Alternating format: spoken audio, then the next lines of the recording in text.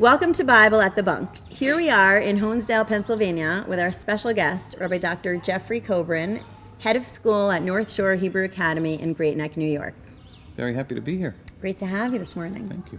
Chapter 13 in the Book of Kings is a chapter that is, it's colorful, it's animated, it's quirky, it's really strange. We have a lot of disjointed episodes here, including the paralysis of the king's arm. We have, false prophets, deceiving prophets, a lion killing one of the prophets, an altar cracking in half and splitting in two at the word of the prophet, and it's very jumbled and disjointed. And I just wonder, what is the point or the message of this chapter kind of being constructed the way it is, and what does it tell us about Yeravam, the altars he built, the critique of those altars, and ultimately what leads into his downfall is, narrated in this chapter, but in a really strange kind of way.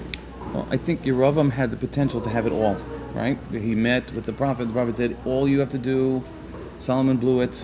David couldn't make it, maybe because he had too much blood on his hands and it's too complicated. Solomon had the opportunity to do it and couldn't do it because his wives led him astray. You have now we have a reboot, we have another chance to get it right, and he can't do it.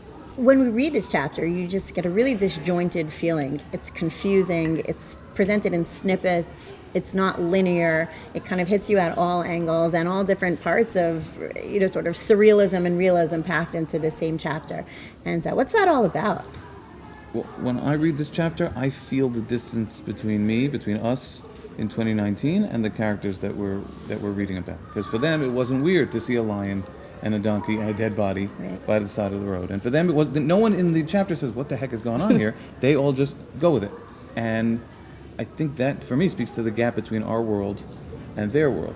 We've seen stuff like this earlier. We saw it in the book of Judges, in Shoftim, when Shimshon was telling all these riddles about the lion and the beehive and the honeycomb. So again, that speaks to how far we are from that world.